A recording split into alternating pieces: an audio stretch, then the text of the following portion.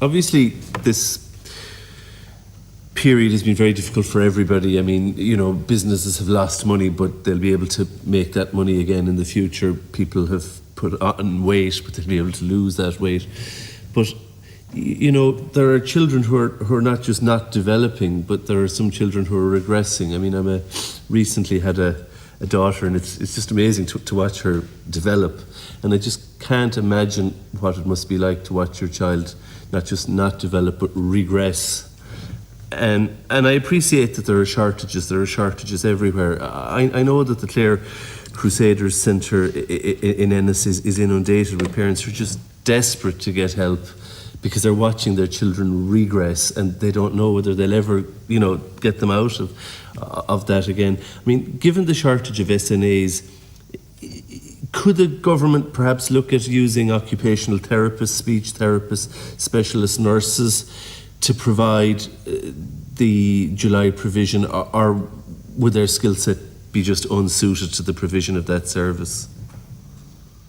Deputy, I suppose the people that you've identified simply wouldn't be available to do it. They're, again, going back to the fact that a lot of these people would have been redeployed into COVID-specific work, and we're kind of, waiting for the HSE to kind of engage in a process of getting back into their post. So I don't think it's necessarily feasible. And again, would they face the same issues around kind of childcare, being paid late in the autumn, being pushed into higher tax brackets? All the disincentives that are there would just extend to another group of people. It's not to say that it would be advantageous, but I think what you've touched on is a separate issue, Deputy, in that there's already a shortage of all the people that you mentioned.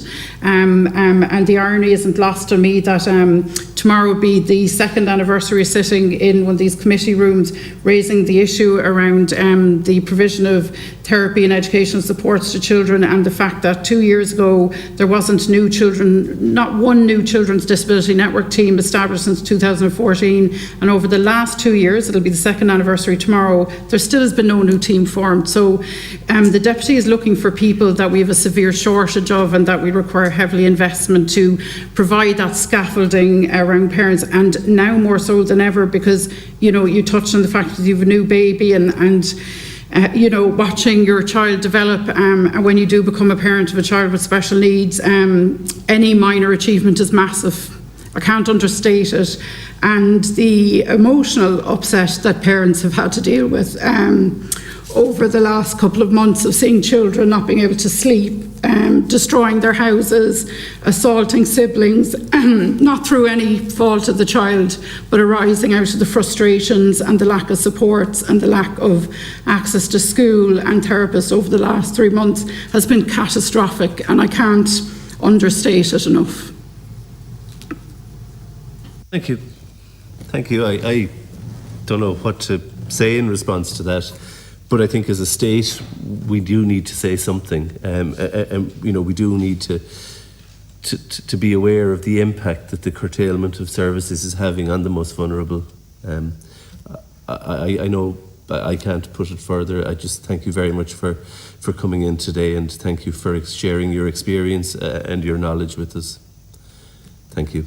We're going to adjourn now until 2:30. Thank you.